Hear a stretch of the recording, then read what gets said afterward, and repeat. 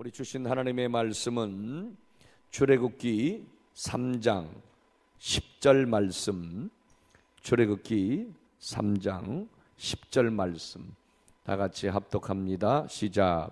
이제 내가 너를 바로에게 보내어 너에게 내 백성 이스라엘 자손을 애굽에서 인도하여 내게 다시 한번 시작이요. 이제 내가 너로 바로에게 보내어 너에게 내 백성 이스라엘 자손을 애굽에서 인도하여 내게 하리라. 아멘. 우리 40대의 많은 그 목사님들 중에 제가 만나서 교제한 분 중에 가장 구령열이 뜨겁고 영성이 있고 목회도 잘하시는 대표적인 우리 목사님이십니다. 대천감리교회를 심호하시는 김병영 목사님이신데 은혜 받읍시다. 주의 이름으로 환영하겠어요. 기대하시고.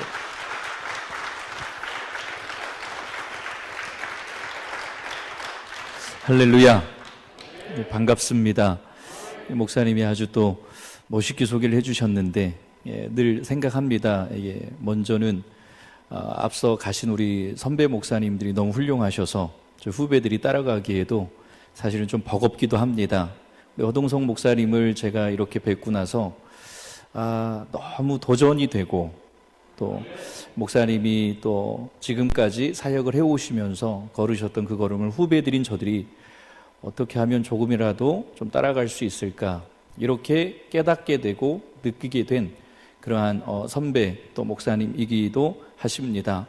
먼저는 우리 귀한 선배 목사님 강단에 또 이렇게 초대해 주시고 또 말씀을 나눌 수 있도록 허락해 주신 우리 담임 목사님 허동석 목사님 그리고 우리 장로님 이하 성도님들께 다시 한번 감사를 드립니다. 저는 부족한데 또 이 시간 나누는 말씀이 우리에게 큰 힘이 되고 또 위로가 되는 시간이 됐으면 좋겠습니다.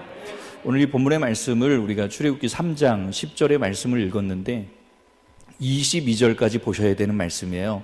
그런데 이게 다 읽고 나면 또 말씀을 또 나누는 시간이 좀 좁아지니까 찾아가면서 이하 말씀들은 나누도록 하겠습니다. 말씀을 이 본문을 정해야 되겠다라고 하나님께서 마음에 감동을 주신 것은 한 가지 주제였기 때문에 이 메시지를 전하게 됐습니다. 정체성이라는 말이에요. 아이덴티티, 나는 누구인가라는 거. 오늘날 이 시대를 들여다보면 메시아 컴플렉스라 그러죠. 내가 믿는 사람이다라는 거, 내가 이러한 사람이다라고 하는 것에 우리가 뭔가 가면이 씌워진 채 살아가고 오히려 하나님이 드러나고 예수님이 드러나고 성령 하나님이 드러나셔야 되는데 드러나지 못하고 오히려 내 자아가 드러나는 일들이 너무나도 많다는 것을 보게 되죠. 왜 이러한 일들이 일어날까? 지금 시대를 보면 정치적인 견해를 좀 떠나서 시대를 보면 되게 혼탁해져 가고 있다라는 생각들을 분명 하게 되죠. 동성애 이러한 문제라든지 성소수자들을 우리가 환영해야 된다. 이 말도 안 되는 일들이 일어나고 있는 것도 현실이고요. 이러다 보니까 왜 이러한 일들이 점점 일어날까? 성경에 말세지말에 일어날 많은 사건들을 기록하고 있다라는 것을 우리는 알고 있는데 먼저는 정체성에 대한 부분이라고 생각을 합니다. 나는 누구인가? 이것이 바로 우리 안에 세워져 있다면 우리는 결코 어떠한 비바람이 불어도 어떠한 어둠의 공격을 받는다 할지라도 흔들리지 않을 것이다 라고 생각을 합니다. 나는 누구인가? 그리고 여러분이 믿고 계시는 하나님은 여러분에게 어떠한 하나님으로 고백되어지고 있는가? 종교개혁자들이라든지 학자들에 대한 얘기를 저는 잘 안 하는데 루터가 제 마음에 좀 쏙 드는 얘기를 한 것 같습니다. 그게 뭐냐? 내 생애에 하나님이 하나님 되시게 만드는 것이 중요하다는 거죠. 요즘 시대는 더 그런 것 같습니다. 하나님의 역사가 내 안에 이루어지기를 바란다면 하나님이 내 안에 내 삶 속에 내 가정과 내 일터, 내 신앙의 환경 가운데 하나님 되시게 만드는 신앙의 삶, 이게 무엇일까? 성경은 믿음이라고 말합니다. 제가 이렇게 너무 멋있는 교회, 성령 충만한 교회, 오직 예수 딱 오다 보니까 이 교회에 보니까 이 주품의 교회가 멀리서도 이렇게 크게 잘 보이더라고요. 그 순간에 저도 모르게 제 안에서 터져 나오는 영어 문장이 있었어요. I believe in Jesus Christ. 처치. 주품의 교회. 믿음이라는 단어가 뭐냐? I believe in Jesus Christ라고 이야기를 합니다. 주님 안으로 들어가는 거예요. 주품의 교회. 주 품에 있을 때 우리는 형통합니다. 주 안에 있을 때 우리는 참된 평안함을 누려요.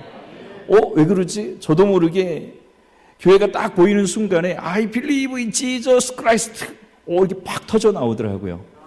우리 주품의 교회는 역시 주님께서 크게 쓰시고 또 역사하시고 일하시는 교회인 줄로 믿습니다. 정체성이라고 하는 건 상당히 중요합니다. 그리고 우리가 믿는 하나님을 우리가 어떠한 하나님으로 고백하며 살아가느냐, 이것이 우리의 신앙의 가장 중요한 뿌리라고 생각을 합니다. 여러분들이 사도행전에 보면 7장에 스데반 집사님이 나오죠. 그가 순교자였다라고 이야기를 합니다. 그런데 정말 대단한 분이죠. 그를 왜 제자라고 이야기를 하고 순교자라고 말할 수 있느냐? 그가 남긴 사도행전 7장 59절과 60절에 유언 때문에 그래요. 누가 그런 유언을 남길 수 있을까요? 죽기 전에 내가 남길 수 있는 왜 한마디 두 마디가 있다 한다면 우리는 무엇을 남길 수 있을까? 그런데 스데반 집사님이 순교를 당하시는 환경에서 남기신 유언이 사도행전 7장 59절 60절이거든요. 저들의 죄를 용서해 주시고 내 영혼을 주여 받아주세요.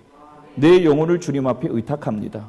그리고 나를 향해 이를 갈고 돌을 던지는 저들을 불쌍히 여겨 주시옵소서. 가인이 최초의 살인자라고 창세기 기록이 되어져 있습니다. 아벨 동생을 쳐 죽였어요. 그리고 돌무더기에 이렇게 묻어버렸죠. 그리고 가인이 돌아오는데 하나님께서 가인에게 묻습니다. 네 동생 아벨이 어디 있느냐? 내가 동생을 지키는 자입니까? 이놈아 잘 들어라. 땅에서 아벨의 피의 소리가 호소한다, 이렇게 말하고 있잖아요. 억울함의 피소리가 아니라는 걸 보게 됩니다. 히브리서에 보니까 아벨의 피, 곧 예수 그리스도의 피와 동격에 두고 있다는 것을 보게 되죠. 하나님, 내 형 가인의 죄를 용서해 주세요. 스데반이 순교를 당하면서 남겼던 유언이 바로 그거예요. 저들의 죄를 용서하시고 내 영혼을 받아주시옵소서. 아니, 스데반이 어떻게 저렇게 순교자가 될 수 있었을까를 생각해 보면 앞으로 좀 돌아가 봐야 됩니다. 그가 남긴 이 유언은 스데반 개인의 유언이 아니었다는 거죠. 누가복음에 보면 예수님께서 십자가상에서 달려 죽으실 때 남기셨던 왜 7마디 가운데 2마디를 하셨어요. 저들의 죄를 용서하시고 내 영혼을 주여 받아 주시옵소서. 아니, 죽어가면서 저런 유언을 남긴다고 이게 가능한 일일까?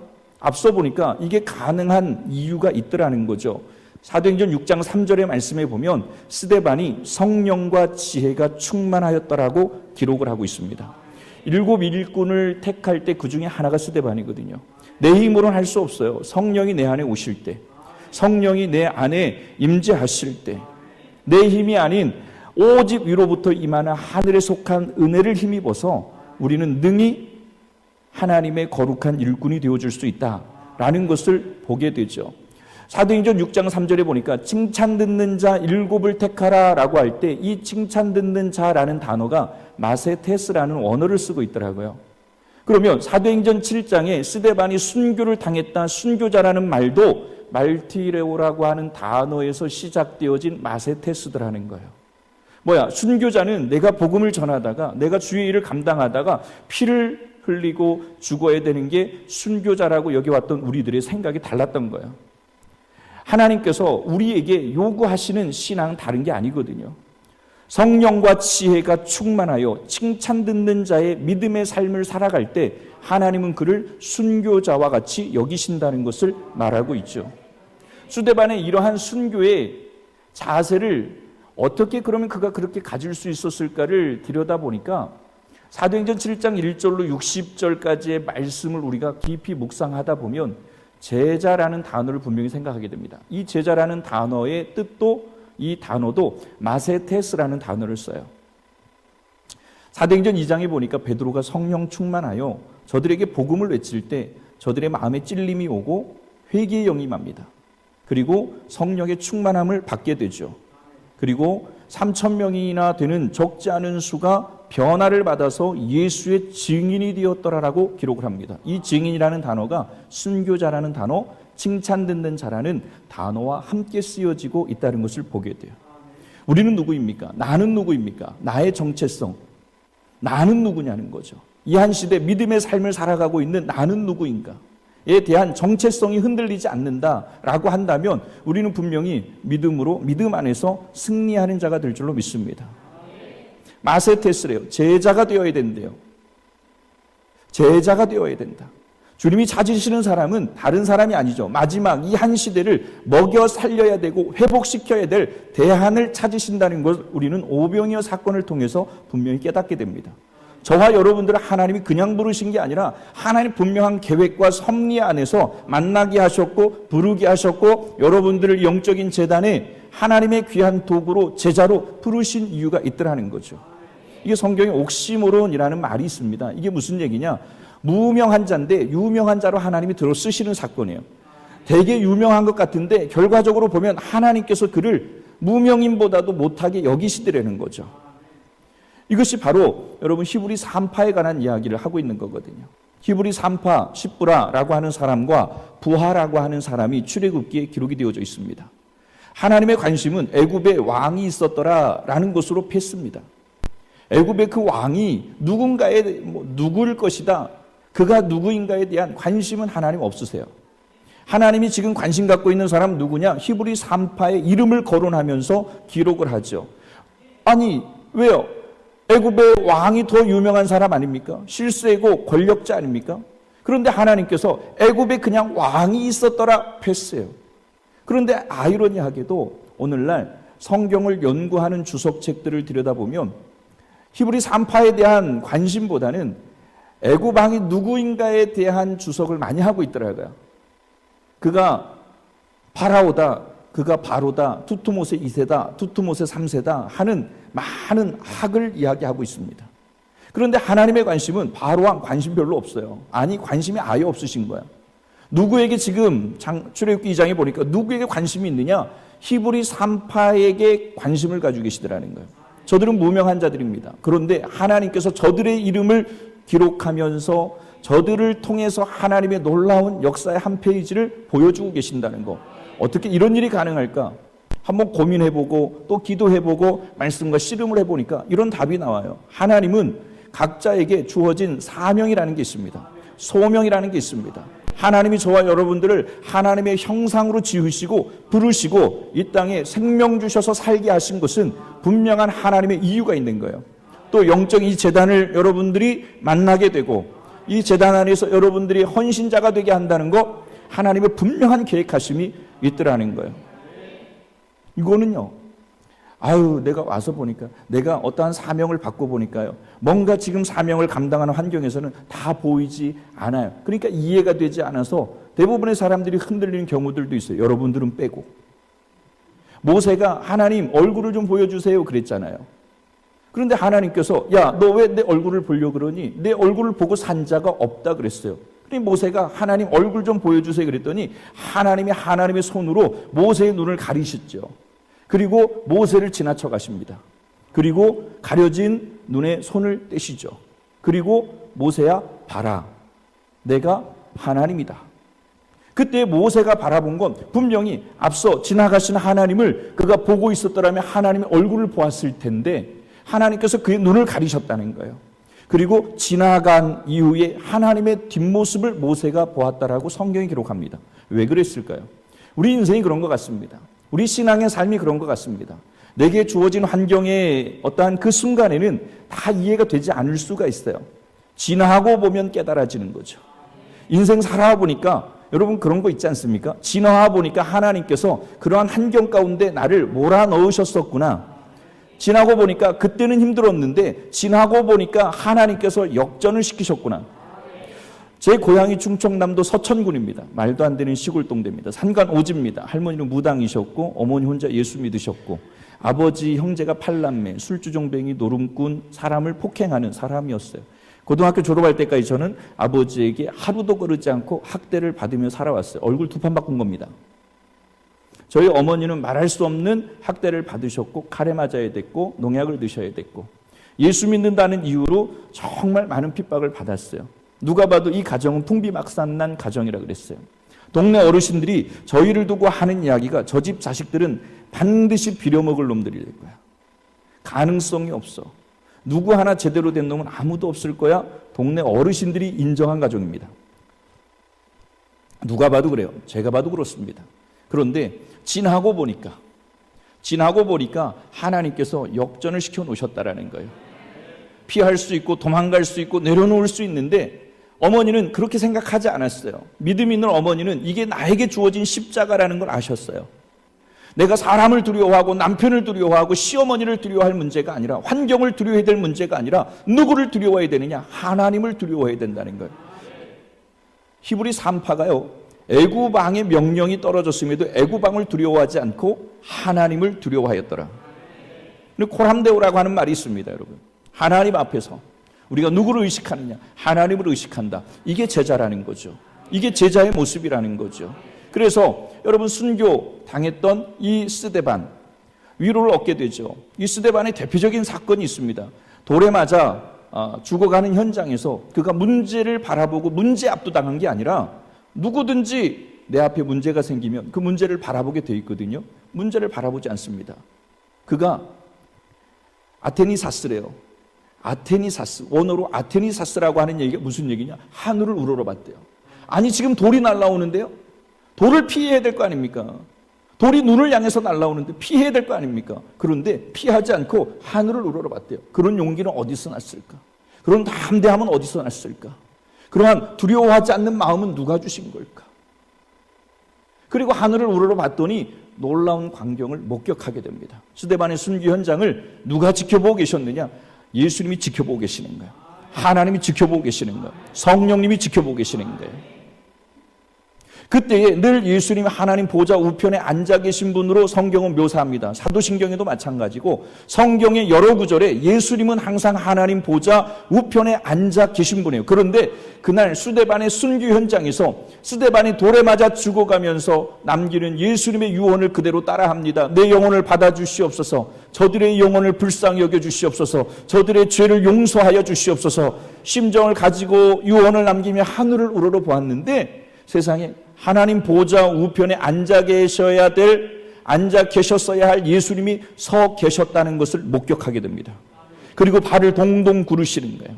발을 동동 구르시면 스데반을 응원하신 하나님. 여러분, 하나님은 지금 이 순간에도 불꽃과 같은 눈동자로 저와 여러분들을 지켜보고 계신다는 거예요. 지금 히브리 3파들은 그걸 알았어요. 그래서 하나님을 두려워합니다. 왕의 명령인데요, 실세의 명령인데요, 그것은 뒤로 하고 내게 정작 두려워해야 될 대상은 만군의 주 여호와 하나님, 창조의 주 하나님, 믿음으로 그는 바라보고 있는 거예요. 그리고 왕의 명령을 다 거부하고 하나님을 두려워하는 마음으로 하나님의 역사의 한 페이지 아름답게 쓰임받은 인물들이 바로 히브리 3파입니다. 그들은 무명한 자들이었어요. 이름도 없습니다. 빛도 없는 이들이었습니다. 애굽의 왕에 비하면 이들은 정말 흔적조차, 그림자조차 되지 못하는 존재들입니다. 그런데 하나님께서 그들의 이름을 기록하시며 하나님의 역사의 한 페이지를 기록하고 있습니다. 여기에서 제가 깨달은 게 있어요. 우리에게 주어진 십자가라는 사명이 있습니다. 그런데 생각보다 십자가 어깨에 메고 가는 거 어렵습니다, 여러분. 우리에게 주어진 사명이라는 십자가, 내가 생각하는 것보다 더 버거울 수 있습니다. 그런데 중요한 것은 하나님은 우리를 고아와 같이 내버려 두지 아니하셨다 그랬어요. 하나님은 저와 여러분들을 홀로 내버려 두지 아니하셨더라 그랬어요.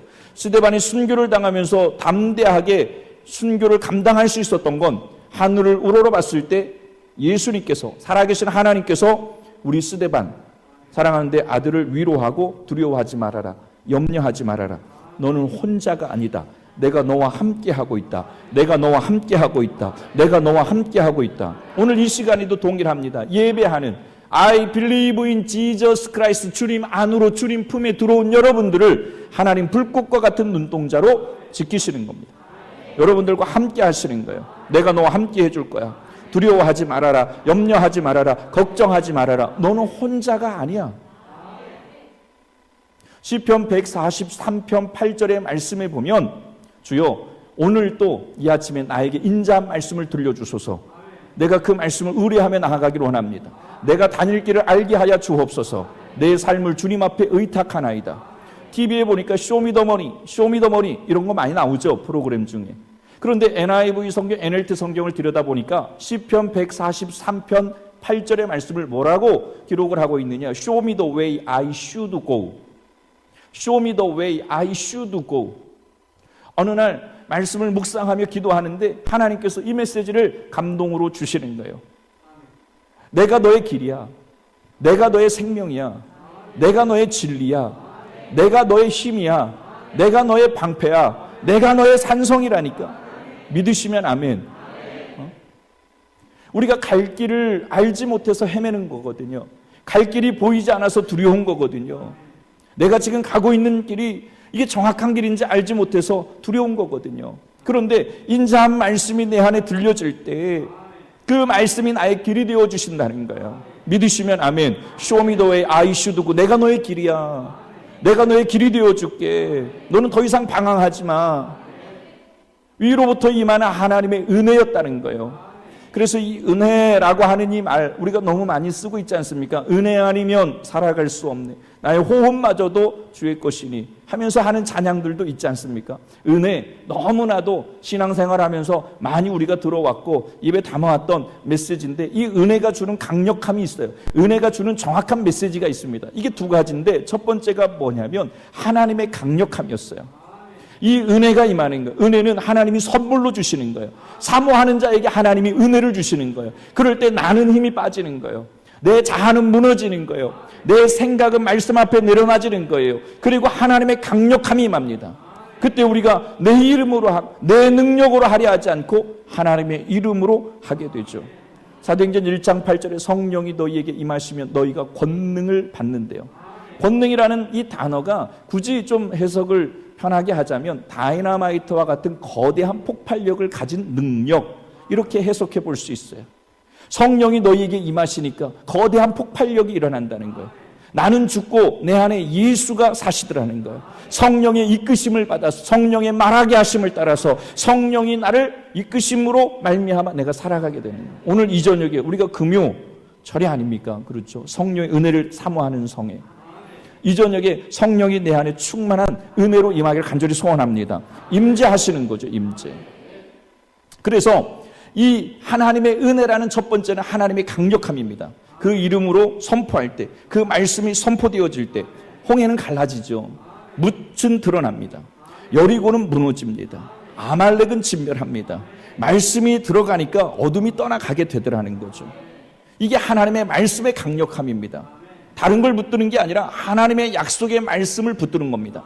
시편 50편에 보니까 내 백성을 내 앞에 모아라. 내가 저들과 제사를 통하여 언약을 맺으리라 라고 말씀하셨습니다. 이 제사가 예배입니다. 하나님이 이 시간 예배를 통해서 나와 만나주기로 약속한 시간이라는 걸 말씀하고 계시죠. 그 언약의 내용이 내가 너의 하나님이야. 내가 너의 보호자야. 내가 너의 아빠야. 그리고 너는 내 자녀야. 그리고 너는 나의 능력을 다 받아 누릴 수 있는 그러한 자격을 가진 자야라는 거예요. 오늘 이 부르심이라는 거, 오늘 좀 본문으로 들어가 볼게요. 부르심이라는 거, 콜링입니다. 이 콜링이라고 하는 말은 다른 말로는 소명이라는 거예요. 우리 모든 사람들은 하나님의 형상대로 지음을 받을 때 그 코에 네페시아에 생기를 불어 넣으시니 생명이 되었다. 말씀의 사람이 되었다. 하나님의 사람이 되었다. 하나님의 말씀이 아니고서는 살아갈 수 없는 존재라는 걸 말씀하고 있죠. 하나님이 우리를 부르셨대요. 부르신 데에는 분명한 하나님의 이유가 있더라는 거죠. 이게 소명입니다. 소명. 하나님께서 모세를 부르셨어요.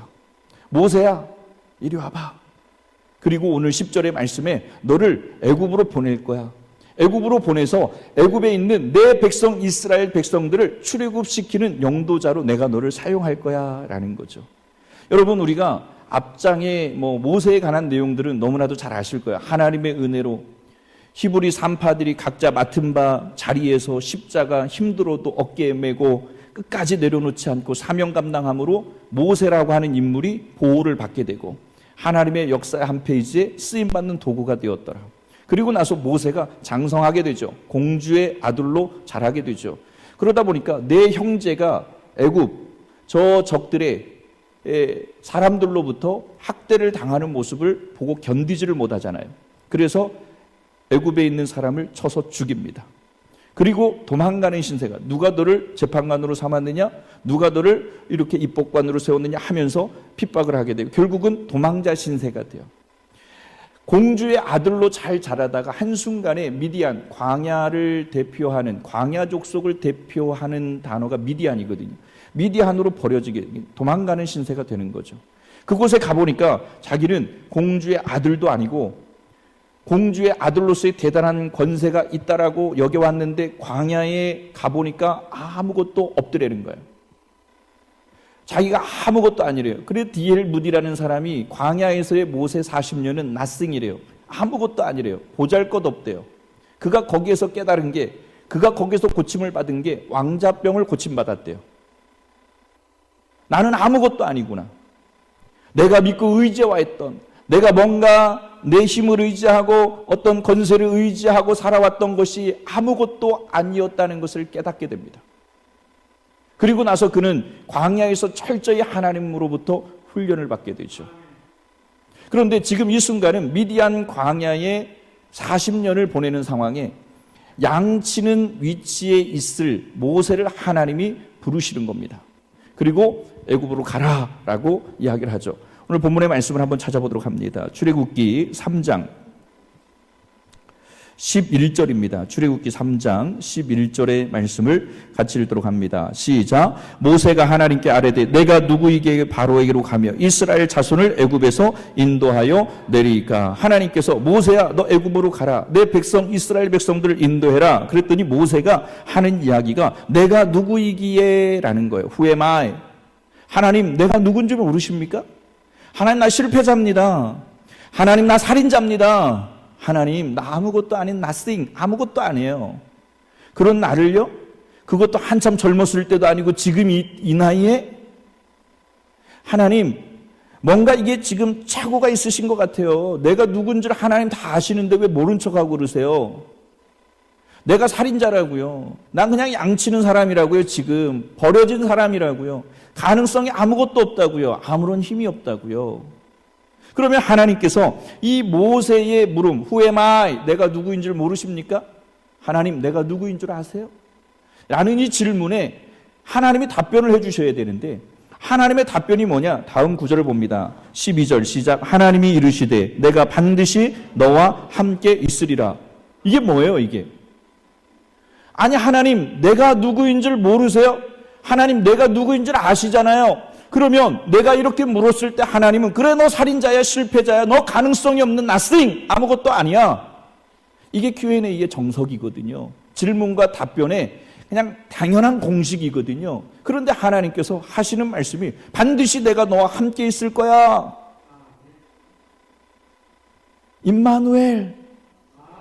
주품의 교회 안에 있는 여러분들에게 하나님이 주시는 메시지가 내가 너와 함께 할 거야.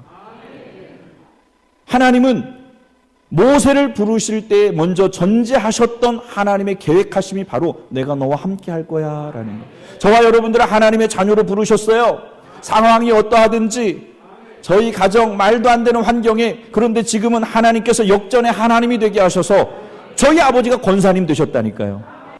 그때 당시엔 이해가 안 됐어요. 내가 왜 이런 가정에 살아야 되는지, 내가 이런 가정에서 내가 힘들게 학교를 다녀야 되는지, 핍박을 받아야 되는지, 동네 얘기하는 게 창피했어요. 그런데 길고 짧은 건 대봐야 아는 것 같아요.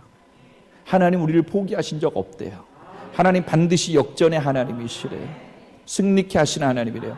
우리가 승리를 맛볼 수 있다면 우리에게 주어진 사명이 있더라는 거예요. 이 사명을 여러분들이 반드시 힘들다고 내려놓는 게 아니라 이 사명, 부르심 앞에서 우리에게 주신 이 소명을 아름답게 여러분들이 감당해 가실 수 있기를 간절히 소원합니다. 어떻게 감당할 수 있느냐? 그 힘의 이유가 있죠. 내가 너와 함께 할 것이다 그랬어요. 저는 여러분들이 주품의 교회를 섬기시는 여러분들이 인생에 항상 형통하기를 원합니다. 창세기 39장 2절의 말씀에 보니까 하나님께서 이렇게 말씀하셨어요. 요셉이 형통했더라 그랬어요. 요셉이 왜 형통했는가? 하나님이 그와 함께 하심으로, 임마누엘 하심으로 그의 삶은 승리가 되었다는 거예요. 오늘 예배하는 저와 여러분들의 생애 가운데 하나님의 임마누엘, 그 은혜가 충만히 임하는 이 시간이 되기를 간절히 소원합니다. 모세야, 하나님 내가 누군 줄 아세요? 그거 묻지 마. 임마누엘, 내가 너와 함께 할 거야. 아니요, 하나님, 그 대답이 아니라니까요. 내가 지금 질문한 요지가 그게 아니라고요. Who am I? 그때 하나님께서 뭐라고 말씀하시느냐? 또 보세요. 14절입니다. 시작. 하나님이 모세에게 이르시되 나는 스스로 있는 자이니라. I am that I am. 나는 나야. 이게 무슨 얘기일까요? 아니, 하나님, 내가 누구냐고 물어보니까 하나님, 왜 나는 나다? 이렇게 말씀하세요. 이 질문의 요지하고는 전혀 다른 거 아닙니까? 여기에서 우리가 깨달을 수 있는 게 있잖아요. 그게 뭐냐? 모세야, 너 잘 들어라. 너는 말이야, 한 가지 문제가 있는데 왜 너에게 집중하고 있니? 내가 너와 함께 한다잖아. 모세야, 너에 대해서 관심 꺼. 시작. 우리 담임 목사님 말씀에만 순종을 잘하는 우리 선배님, 감사합니다. 제발 너에 대해서 신경 꺼. 지금 모세는 철저히 중심이 어디에 있느냐? 자기 중심에 있는 거죠. 자기를 바라보는 거예요. 자기의 한계를 끄집어내는 거예요. 자기의 가능성, 가능하지 않다? 여기에 매여 있는 거예요. 그래서 하나님, 내가 누군 줄 아십니까? 내가 이렇게 실패자고 도망자인데 바로 왕 앞에 선다고요? 영도자가 된다고요? 이게 말이 되는 얘기입니까? 하나님께서 아니야, 나는 나야. 아니, 내가 누구냐니까요. 그래, 나는 스스로 있는 자야. 모세야, 잘 들어라. 너에게 집중하지 마. 오늘 이 시간 동일합니다. 저와 여러분에게 주시는 이 말씀, 우리는 항상 하나님께 어떤 사명, 어떠한 부르심, 콜링이 소명인데요. 하나님께 쓰시겠다 하는데 하나님, 나는 이래서 못하고요. 하나님, 나는 저래서 못하고요. 하나님, 환경이 이래서 그렇고요. 조건이 이래서 그렇고요. 그러다 보니까 하나님이 주시는 기회를 잃어버리고 살 때가 있더라는 거예요. 모세야, 제발 너에게 집중하지 마. 너 연약한 거, 너 무능한 거, 너 어리석은 거, 너 가능성이 겉으로 볼 때 육신적 가능성 없다는 거 나도 잘 알아. 그런데 모세야, 그러면 너는 더 절망적인 거야. 나는 나야. 이 이야기는 나에게 집중해. 나에게 집중해. 지금 네 육신에, 네 어떠한 자아에 쌓여져 있는 네 모습이 아니라 내가 너와 함께 할 거야. 내가 너와 함께 할 거야. 내가 내 안에 너와 함께 할 거야. 그러면 너는 나에게 집중해. 나에게 집중해. 그러면 너는 사명자가 될 거야. 나의 능력이 너의 능력이야. 나의 힘이 너의 힘이야. 믿으시면 아멘. 하나님이 저와 여러분들을 부르신 이유가 여기에 있다는 거, 오늘 이 저녁에 우리가 다시 한번 깊이 깨닫는 은혜가 있기를 간절히 소원합니다. 마지막으로 보면은요, 우리 한번 또 읽어봅니다. 15절입니다. 시작. 하나님이 또 모세에게 이르시되 너는 이스라엘 자손에게 이같이 이르기를 너희 조상의 하나님 여호와 곧 아브라함의 하나님, 이삭의 하나님, 야곱의 하나님께서 나를 너희에게 보내셨다 하라. 이는 나의 영원한 이름이요 대대로 기억할 나의 칭호이니라. 이 말은 안 믿어지지, 안 깨달아지지. 그러니까 여러분, 출애굽기가 먼저 기록이 되어지잖아요. 그리고 창세기가 우리에게 다시 기록이 되어지죠. 창세기는 역사거든요. 역사. 그러니까 뭐냐, 모세야, 잘 들어라. 네가 안 믿어지니? 그러면 아브라함의 하나님, 이삭의 하나님, 야곱의 하나님 때 하나님이 역사하셨던 계시를 통해서 네가 알면 되는 거야. 알면 되는 거야. 조상들의 하나님이 어떤 하나님이었는가? 그래서 하나님, 무에서 유를 창조해내신 창조의 하나님이라고 그랬어요. 하나님이 믿는 자들에게, 사명을 감당하는 자들에게 주시는 은혜가 뭐냐면 생육할지어다, 번성할지어다, 정복할지어다, 다스릴지어다, 충만할지어다. 그래서 창세기에 하나님의 역사는 창세기적 역사, 창세기적 역사는 창조하는 거, 또 부흥하는 거, 정복하고 다스리는 거. 믿음의 사람들에게 하나님이 주신 은혜가 바로 창세기적인 축복입니다. 여러분들이 거하는 모든 곳에 정복의 역사, 충만함의 역사, 다스림의 역사, 사명 감당하는 자들에게 이기게 하시는 하나님의 역사, 그것으로 끝나지 않고 사도행전적 역사가 있어요. 흥할지어다, 흥할지어다, 흥할지어다. 사명 감당하는 자들에게 하나님이 주시는 은혜인 줄로 믿으시기를 바랍니다. 이것으로 끝나지 않아요. 하나님께서 마지막 절에 보니까 여인들이 모두 그 이웃 사람과 및 자기 집에 거류하는 여인에게 은폐물과 금폐물과 의복을 구하여 너희의 자녀를 꾸미라 하는 너희 애굽 사람들의 물품을 취하리라. 여러분, 하나님의 사람은요, 손해보는 것 같아도 손해보는 것이 아닙니다. 그렇죠. 잠시 파견 가는 거예요. 우리가 하나님 앞에 어떠한 사명을 붙들고 가는데 내 뜻대로 되지 않아요. 그 길이 되게 굽어도는 길인 것 같아요. 사명이라는 십자가 되게 무거운 것 같아요. 그런데 여러분, 그 무거운 것으로, 힘든 것으로 끝나는 게 아니라 그 끝은 반드시 돌려받는 인생 되는 거예요. 하나님께 놀라운 축복을 받아 누리는 인생 되는 거예요. 애굽에 파견 나간 거야. 나중에 보니까 이스라엘 백성들이 애굽에 파견 나가서 돌아올 때는 그 애굽의 여인들의 은과 금과 폐물을 다 모조리 들고 온다는 거야. 하나님이 준비시키시고 하나님이 간섭하시고 하나님이 일하시는 인생에 주시는 하나님의 최고의 축복이죠. 저와 여러분들 하나님이 이 시간 부르셨어요. 반주 좀 부탁드립니다. 찬양 반주. 주가 일하시네라는 찬양이죠. 그죠? 날이 저물어 갈 때 이 찬양 반주 부탁드립니다. 오늘 우리를 하나님이 부르신 분명한 이유가 있다는 걸 말씀을 통해 들었어요. 저와 여러분들이 성령의 사람 되어서 하나님이 찾으시는 그 한 사람 제자가 되셔서 아름답게 하나님 손에 붙들림 받아 쓰임받는 거룩한 일꾼들이 되기를 원합니다. 부르셨어요. 잊지 마십시오. 저와 여러분들을 하나님 부르셨어요. 소명 주셨습니다. 내가 너와 함께 할 거야. 내가 너와 함께 할 거야.